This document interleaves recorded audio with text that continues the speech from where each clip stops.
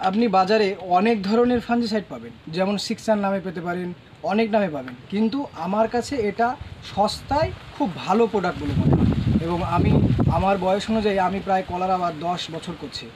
আমি 10 বছর নিজে কলা আবাদ করছি, তার থেকে এটা সস্তায় খুবই ভালো একটা প্রোডাক্ট। এই দুটো প্রোডাক্ট এটাই আমি আজকে দেখাবো আপনাদেরকে, কি পরিমাণ দিব এবং কতটা দেব, এবার কখন দেব, পুরোটাই আজকে আমি এই ভিডিওটার মাধ্যমে আপনাকে পুরোটাই জানাবো। আজকে আমি আপনাদের সামনে এসেছি কলার আর একটি নতুন বিষয় নিয়ে আলোচনা করতে। বাংলায় একটি কথা আছে, আগে দর্শনধারী তারপরে গুণ বিচার। কেন এই কথা বললাম, যে কোনো ফসলের আগে আমরা বাঙালিরা দেখি যে দর্শনটা কেমন দেখতে সুন্দর, সেটাই আমরা দেখি। তো কলার ক্ষেত্রেও সেটাই, যে দর্শনটা মানে দেখতে যদি সুন্দর না হয়, কলা কোনো মানে বিক্রিটা ঠিক মতন হবে না, দাম আপনি সঠিকভাবে পাবেন না। সেই কারণে সেই বিষয় নিয়ে আমি আজকে এসেছি। যেমন আমার হাতে দেখতে পাচ্ছেন, এটা একটা সাব পাউডার। যারা কলার আবাদ করেন বা যে কোনো আবাদ করেন, এটা সম্পর্কে সবাই জানে। এটা একটি ফাঞ্জিসাইড।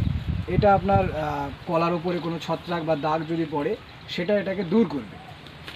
তাই এটা নিয়ে এসেছে। তার সাথে আরেকটা দেখুন বাজারে, এটা যে দাবাং, এটা ওষুধে বাজার চলছে নাম দাওয়া, এটা কি ইনসেকটিসাইড, পোকা মারার ওষুধ।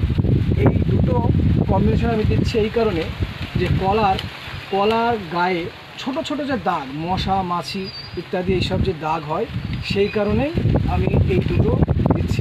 এই যে এটা আমার কাছে এটা আছে, এটা 16 লিটারের দাম। এটাতে আমি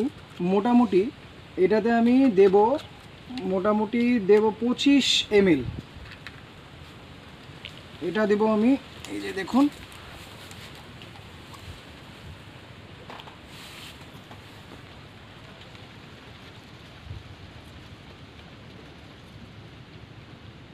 এটা দেব 25 ml। আপনারা বাজার চলতে অনেক ইনসেকটিসাইড দিতে পারেন। যারা আমার ভিডিও বাংলাদেশ থেকে দেখছেন, আপনাদের ওখানে সাপটা তো অ্যাভেলেবেল হবে, কিন্তু দাবাংটা অ্যাভেলেবেল হবে কি আমি বলতে পারছি না। আপনারা যে কোনো ইনসেকটিসাইড দিলেই হবে। তারপরে সাপটা আপনি কি পরিমাণ দেবেন? সাপটা হচ্ছে আমার কাছে এটা আছে 100 গ্রাম। এটা মোটামুটি 3 ডাম করবেন, মানে 30-এর একটু উপরে, বা আপনি 30 করে দিবেন তাহলেই হবে। এটা আপনার হচ্ছে মোটামুটি 3 ডাম করবেন। এটা 100 গ্রামের প্যাকেট, এটা 3 ডাম করবেন। 16 লিটার ডাম আপনি 3 ডাম করবেন।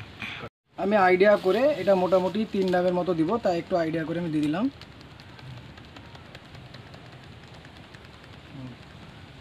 এটা যেটা থাকলো সেটা মোটামুটি 2 ডাম হবে। এবার দেখুন, এটাকে ভালোভাবে আপনাদেরকে গুলিয়ে নিতে হবে। এইভাবে আপনাদেরকে ভালোভাবে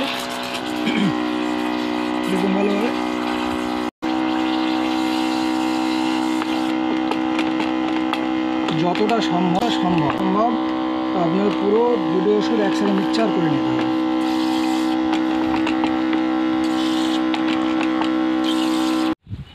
এবার আপনাদেরকে আগেই বলেছি যে আজকে কখন দিতে হবে কলায়। এই কলাটা দেখাও, উপরে যে কলাটা, এই কলাটা কিছু 2 দিন হলো মোচাটা কাটা। এইরকম গাছে অনেক সময় কি পোকা লাগে, বা গাছে ছোট ছোট যে খুদি যে একটা ছোট ছোট কালো কালো দাগ হয়, এরকম দাগ হয়। আপনি এইরকমভাবে এই সব কলায় দিতে পারেন। আর আরও দেখাচ্ছে আপনাকে এক্ষুনি আরও কোন কোন কলা দেবেন। আপনাদেরকে আরও একটা জিনিস বলি, এই যে দাবাং যে ইনসেকটিসাইড, এটা কিন্তু প্রচণ্ড পরিমাণে গা জ্বলে। আপনার মুখে যদি পড়ে, মুখটা জ্বলবে, প্রায় 12 ঘন্টা জ্বলবে। সেই কারণে আপনাকে ভালোভাবে আপনার মুখটা ঢেকে নিতে হবে। এইভাবে মুখটাকে ভালোভাবে ঢেকে নিতে হবে। এই সাবধানতা অবশ্যই অবলম্বন করবেন দাবাং দেওয়ার ক্ষেত্রে। দাবাংটা অনেকটাই জ্বলে। আপনি অন্যান্য ইনসেকটিসাইড দিতে পারেন, যেসব ইনসেকটিসাইড অনেকটাই জ্বলে না, কিন্তু এই দাবাংয়ে কিন্তু অনেকটা জ্বলে। কিন্তু দাবাং কলার পক্ষে খুবই ভালো। তো সেই কারণে আমি মুখটাকে পরিষ্কারভাবে এবার ঢেকে নিলাম। এবার আপনাকে দেখাবো কোন কোন আমি কলাতে দিব। দেখাও, এই উপরে কলা গাছটা একটু আপনারা দেখুন। এই টাইমটা কলা চাষের পক্ষে খুবই ভাইটাল ব্যাপার। এই টাইমে আপনার যত মশা মাছি সব কিছু উপদ্রব হয় এই টাইমে। তার জন্য আপনাকে এই টাইমে এই ওষুধটা স্প্রে করতে হবে।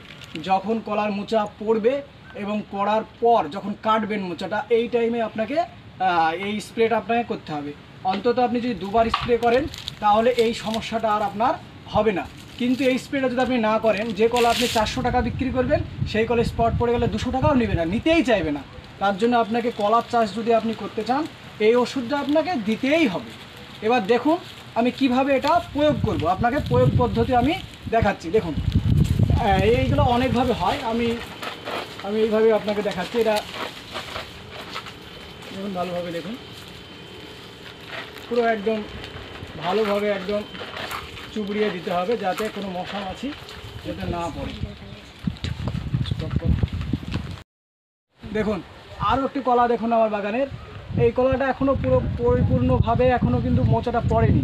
এই টাইমে দেখুন অনেকগুলা ছোট ছোট পিঁপড়ে লেগেছে, দেখুন সাইডে দেখুন পিঁপড়ে, হয়তো মোবাইলে ক্যাপচার আসবে কি আমি বুঝতে পারছি না।